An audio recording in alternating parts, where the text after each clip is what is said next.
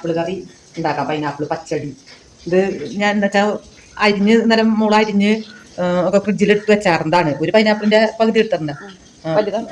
ഒരു പകുതിക്ക് എടുത്തിട്ടുണ്ട്. ഒരു വലിയ പൈനാപ്പിൾ ആയിരുന്നു. അപ്പം അത് കുക്കറിലിട്ട് ഒന്ന് ഇതാക്കാം. കുക്കറിലിട്ടൊരു വിസില് അപ്പം എന്ന് വെച്ചാൽ നന്നായിട്ടൊന്ന് വെന്ത് കിട്ടും. അതിലേക്ക് ഒരു 10 ഗ്രാമിൻ്റെ അടുത്ത് എടുത്തിട്ടുണ്ട് കാന്താരി മുളക്. അത് കാന്താരി മുളകാണ് ഇടണേ. അപ്പോൾ കാന്താരി ഉണ്ട്. അപ്പോൾ അത് നമുക്ക് കറിയിലേക്ക് ഇതൊക്കെ ഇടുന്നത് നല്ലതാണല്ലോ, അല്ലാതെ അത് കഴിയില്ല. ഇനിയും പൊട്ടിക്കാൻ വേണ്ടി നിൽക്കുന്നുണ്ട്. അപ്പോൾ കാന്താരി മുളക് ഇട്ടു. ഇനി അതിലേക്ക് കുറച്ച് മഞ്ഞൾപ്പൊടി ഇടാം. നമുക്ക് മഞ്ഞൾപ്പൊടി ഇടാം.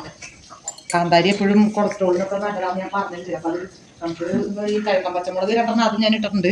2 കിഴക്കൻ പച്ചമുളക് ഇട്ടിട്ടുണ്ട്.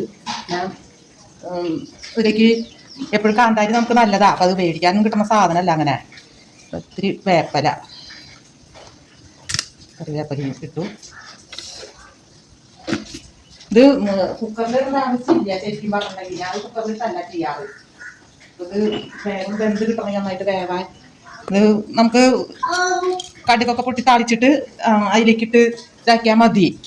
കുക്കറിൽ ഇടുമ്പോൾ എനിക്ക് ഞാൻ ഇടാറില്ല. കുക്കറിൽ അത് വേവാൻ വയ്ക്കാം.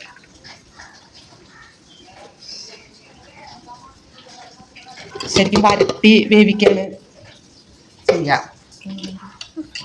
നമുക്കിത് അടച്ച് കുറച്ചൊന്ന് വേവിക്കാം. എന്നുവെച്ചാൽ നന്നായിട്ട് വെന്ത് കിട്ടൂല. വെച്ചിട്ടാ ഉപ്പ് തയ്യാറാക്കാം നമുക്ക്. അതിലേക്ക് ഇത്രയ്ക്കാണ് ഇതാണ് വലിപ്പം നാളികേരത്തിൻ്റെ. ഒരു 1.5 മുറി നാളികേരം എടുത്തിട്ടുണ്ട്. അത് നമുക്ക് അരച്ചെടുക്കാം. 2 3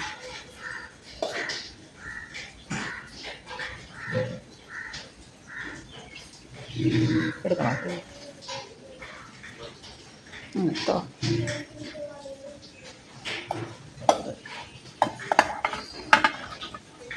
ഇത് എടുത്തു.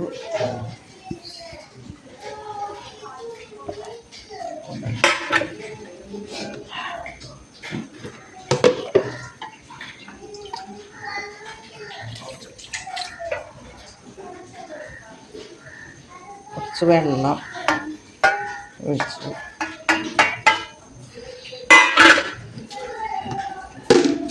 ഇനി അതിലേക്ക് നമുക്ക് കുറച്ച് കടുക്, പച്ചടി എന്നാണല്ലോ പറയുക. പാവയ്ക്ക പച്ചടി വെക്കാം, ബീട്രൂട്ട് പച്ചടി വെക്കാം, ഇതിനൊക്കെ പൈനാപ്പിൾ പച്ചടി. ഇതിലേക്ക് കുറച്ച് പച്ചക്കടുക് നമുക്കെടുക്കാം. കടുക് കൂടി കൂട്ടി അരയ്ക്കണം. ഇതിലേക്ക് വേറെ അധികം ഉള്ളി അങ്ങനെയുള്ള സംഭവമൊന്നും വേണ്ട. പച്ചക്കടുക് മാത്രമേ വേണ്ടൂ. അതുകൂടി കൂട്ടി നമുക്ക് നന്നായിട്ട് അരച്ചെടുക്കാം. വെന്തിട്ടുണ്ട്. കുക്കറിൽ ആദ്യമായിട്ടാണ് ഇടണേ. അപ്പം ഇത്തിരി വെള്ളത്തിൻ്റെ ഇതിന് നമുക്കൊന്ന് വരട്ടി വെള്ളം വലിയണം. ഒന്ന് ഇതാവട്ടെ കേട്ടാ. പൈനാപ്പിൾ പറമ്പിൽ ഉണ്ടാവാറുണ്ട്. ഈ കൊല്ലം ഒരു 3-4 കിട്ടിയുള്ളൂ. ഇത് എനിക്ക് വന്ന് കിട്ടിയതാ പൈനാപ്പിള്. അപ്പം അതിനെ ഒന്ന് ഇത് ഞാൻ ചീൻചട്ടിയിലായാലും ഉരുളിയിലായാലും ഇട്ട് വരട്ടിയെടുക്കാറാണ് പതിവ്. അപ്പോൾ കഷ്ണം ഒരു പൊടിക്ക് വലിപ്പം കൂടിയിട്ടുണ്ട്.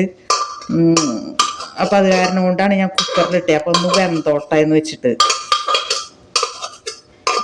ഇനി ഇത് നമുക്കൊന്ന് ആ വെള്ളത്തിനെ ഒന്ന് വലിച്ചെടുത്തിട്ട് വേണം അരപ്പ് ചേർക്കാൻ. വെള്ളം ഒഴിച്ചതല്ല, ഇതിൽ ഉണ്ടായത് തന്നെയാണ്. പൈനാപ്പിളിൽ നിന്ന് ഊറി വന്ന വെള്ളമാണ് കേട്ടാ. അരപ്പ് ചേർക്കാം. വെള്ളം അത്യാവശ്യം വറ്റിയിട്ടുണ്ട്. അരപ്പ് ചേർത്ത് കൊടുക്കാണ്. നാളികേരം കടുകും കൂടി അരച്ച് വെച്ചത്.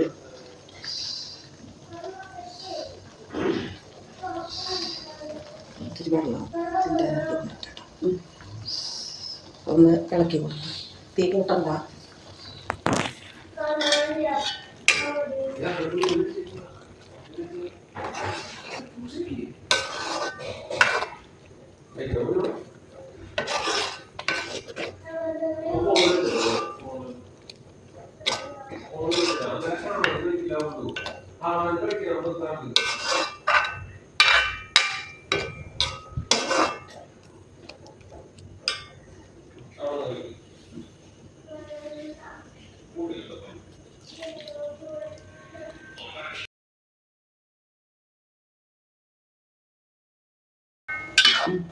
നന്നായിട്ട് തിളക്കരുത്.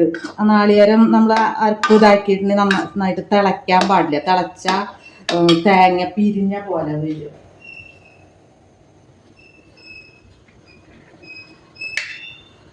അല്പം കൂടി മഞ്ഞപ്പൊടി ഇട്ട് കൊടുക്കാം. അരപ്പും തൈരൊക്കെ ചേർക്കുമ്പോൾ മഞ്ഞൾ കുറവാവും. അല്പം കൂടി മഞ്ഞപ്പൊടി ഇട്ട് കൊടുക്കാം.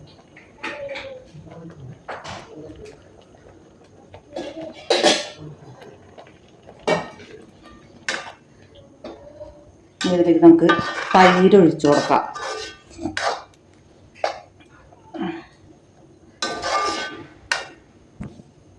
തൈര് പുളി ആവശ്യത്തിന് ഒഴിച്ചാൽ മതി. ഇപ്പോൾ ഒരു ഗ്ലാസ് തൈരിലും കൂടുതൽ ഞാൻ എടുത്തിട്ടുണ്ട്. മധുരവും പുളിയും എരിവൊക്കെ ആണല്ലോ പൈനാപ്പിളിന്.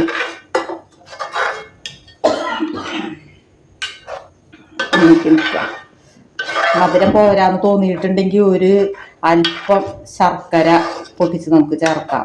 ഇതിൽ മുന്തിരിയൊക്കെ ഇടാട്ടാ.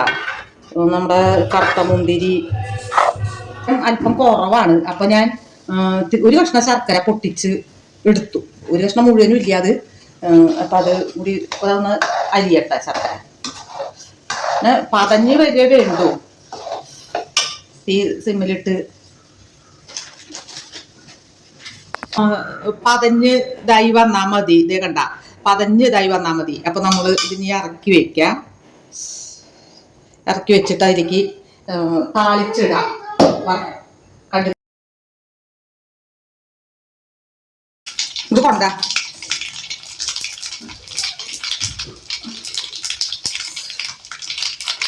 പച്ചമുളക്,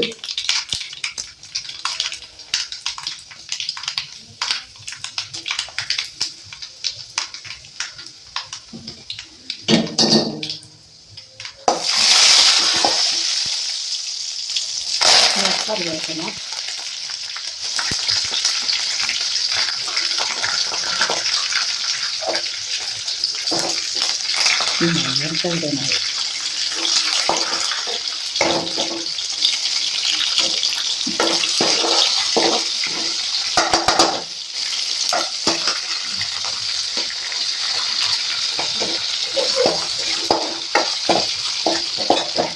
ഒരു ഭംഗിക്ക് വേണ്ടി ഒരു അല്പം മുളക് പൊടി,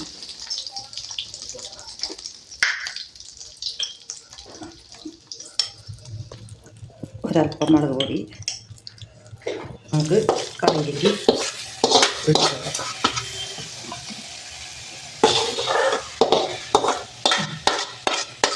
അങ്ങനെ നമ്മുടെ പൈനാപ്പിൾ കറി റെഡിയായി. ഇതിലിപ്പോ മുന്തിരി ഞാൻ പറഞ്ഞല്ലോ, നമ്മുടെ കറുത്ത മുന്തിരി വേണമെങ്കിൽ അത്യാവശ്യം ഒരു 5-8 ഇട്ട് കൊടുക്കാം. സദ്യകൾക്കൊക്കെ കണ്ടിട്ടുണ്ട് മുന്തിരിയൊക്കെ ഇടുന്നത്. അപ്പൊ ഞാൻ മുന്തിരി ഇടണില്ല.